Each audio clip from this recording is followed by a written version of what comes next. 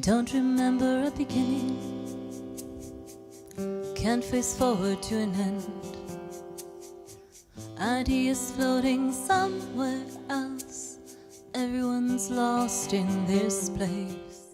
If I don't have an outlet of self-expression, then I just start to feel bad. So it's like, I don't know, I'm part of something bigger that finds its way through me, so it must be done. And it's an interesting feeling. I mean, honestly, I think all humans are creative and in some way should be expressing themselves, whatever that may be. It can be even through mathematics or something. But as long as you have an outlet for your self-expression, I think that's the most important thing. And so for me, I have to create. That's just who I am. Well, because I was very interested in stories and fairy tales and cartoons when I was little. Like I've stayed in that kind of place because I think it is the most important way that humans exist is through stories. So for me, I always wanted to stress about that kind of childlike curiosity that we have about the world. And so in my art, I want people to be reminded about that. So for example, even like movies like Totoro from Miyazaki and Howl's Moving Castle, those are all kind of these magical worlds which are created by the vision of an artist. And so for me, I have always kind of floated within that space, but also kind of very kind of atavistic art, so ancient cultures. And for me, like being in Bulgaria is very inspiring to go to see the archaeology museum, which has a huge collection of very, very interesting like prehistoric art and art from the Stone Age. And so it was so amazing to see these things in the place that they're from. So my educational background was that I finished Parson School of Design in New York City, and then I moved to Poland to continue into my master's.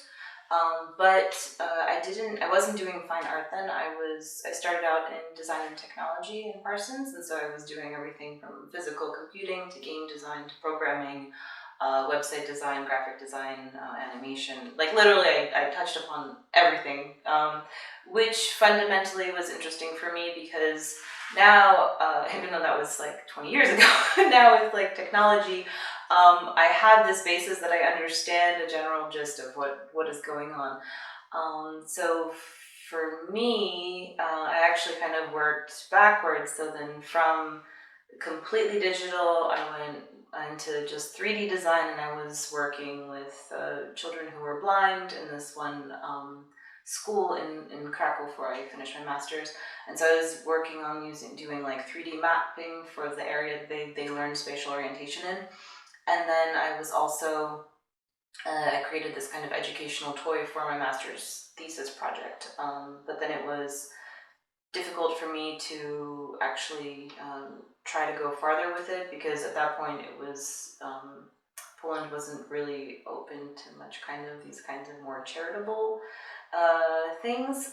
So then through kind of the frustration that I had with trying to do something that involved too many people, I think was the issue. I just decided to focus on fine art. And so then after I graduated my master's, I just started doing a lot of ceramics and also watercolor, and then that branched out into me starting my doctorate in the Academy of Warsaw, and then focusing on ceramics and transferware and printmaking as well. So I've had a very long journey through many different disciplines, but all of that helps me understand like how things work better, and also I really like making projects that are interdisciplinary, so that have different aspects from different things. And so like in my last show, I really was able to combine a lot of the digital aspects as well as the more simply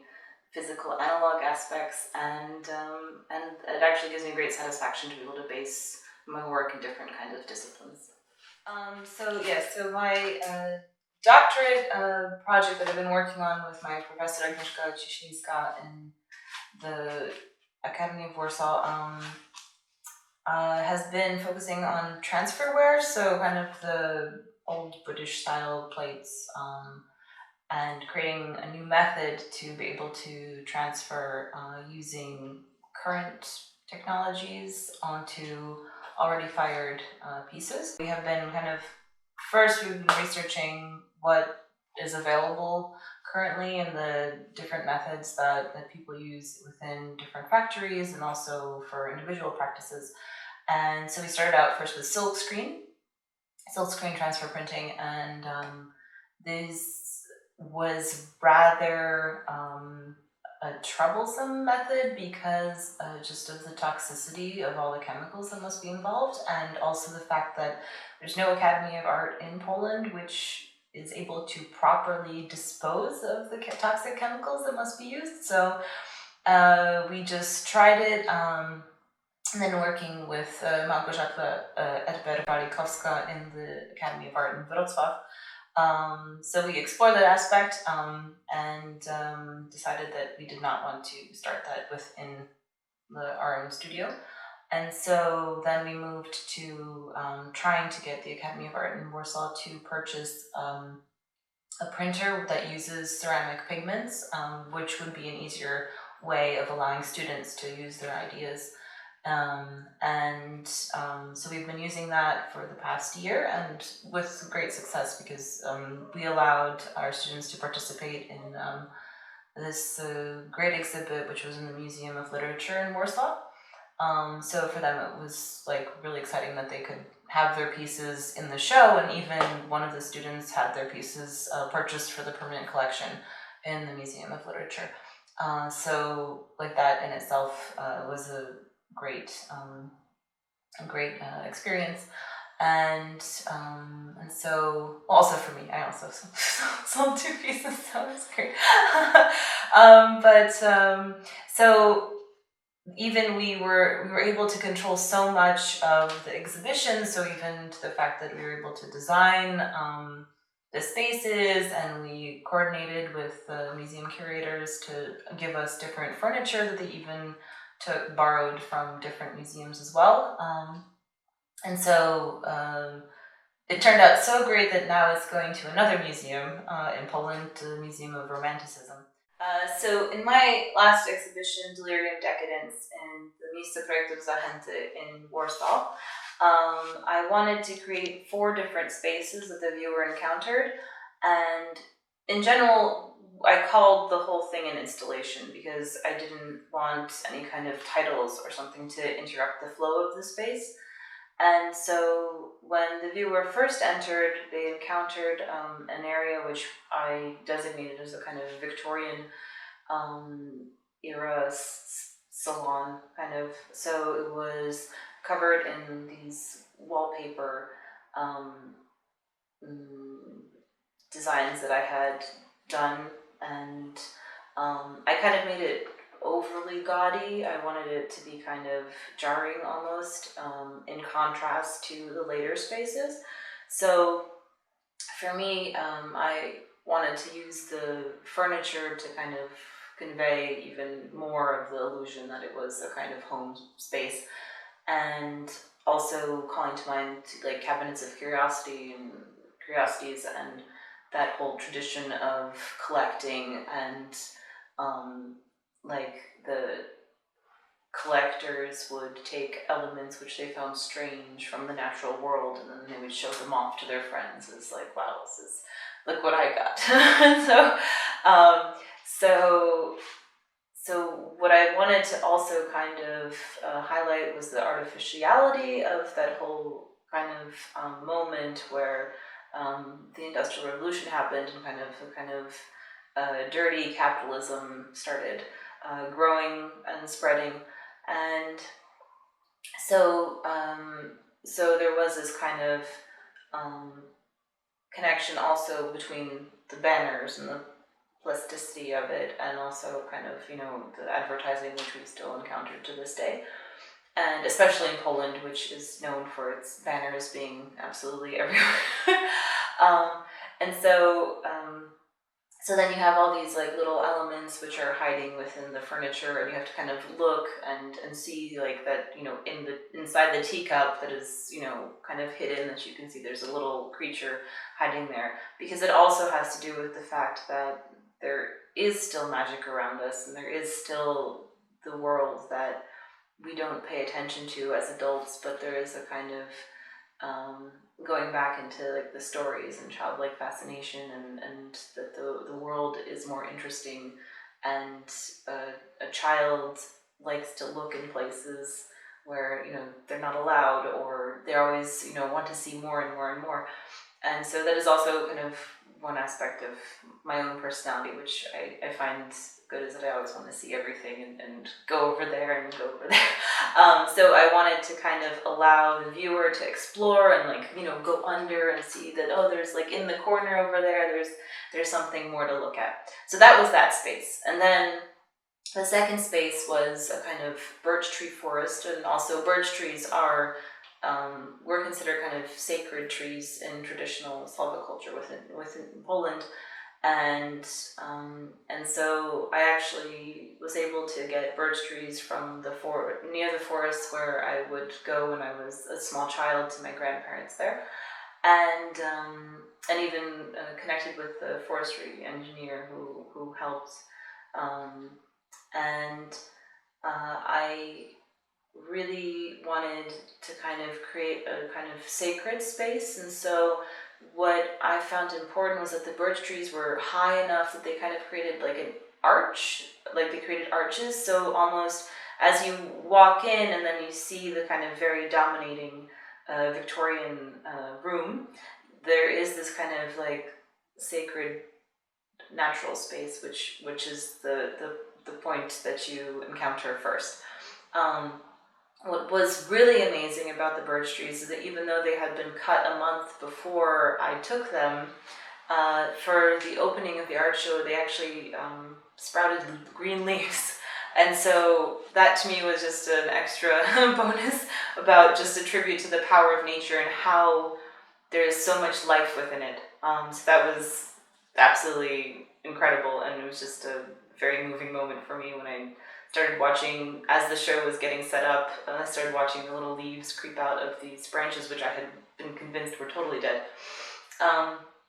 So then there was another space which was about alchemy and transformation of the human trying to find their aspects within being mortal but also immortal being, with our spiritual and material balance that we have to try to find.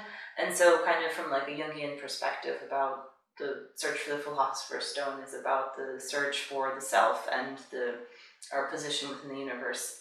So those were pieces that I had done actually during the pandemic, but I had always been interested in alchemy and kind of psychological meaning of that. And so then that then led into the cave space, which I described earlier with the sound and the darkness. And so the most important aspect for me was that as the viewer progressed, they weren't distracted by different kinds of information. It was just that they would experience the spaces. And obviously everyone had their own interpretation about what it meant. But yeah, it was a really, really great experience to be able to have so much control over the space and to really just go a little bit crazy finally.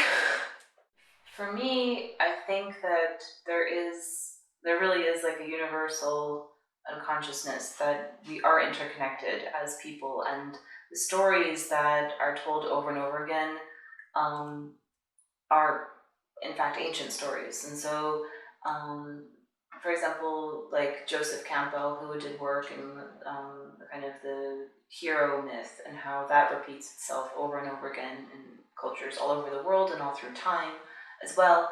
And so when I draw upon different mythologies and stories, so for example, Isaac Bashevis Singer within different sculptures, but at the same time, I was also focusing on Slavic mythology, which, and to a great extent was completely destroyed by the Catholic Church, but it still exists in certain aspects.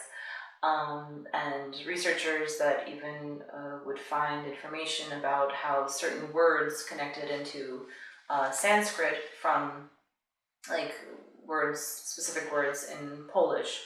And so just by that small connection through thousands of years, you can see that there are certain threads that, you know, we carry with us. And so there is an underlying unity that humans have. And I kind of want to focus on that in my work because I find it very irritating about how politics is so focused on defining everything and then dividing everyone, and is used as a tool of manipulation. So for me, in my art, which I just reflect about like my own personal views, I want to kind of fundamentally show how all these things are interconnected and all our stories are connected with each other. And so we come from the same place, really. And so, yeah, so that is what I really want to stress. And I think that art should be a reflection of important thoughts that each person has. And I think that because it is like a window into a view of a completely different universe that everybody exists in. And so it is a moment to connect with another human being in a way by seeing the things that they create. And I think that is kind of the important aspect of the things that people create, is that it brings people together, and in some way we have a mutual understanding that we can reach. So that for me would be the most important, and would be the greatest gift that we can get from art.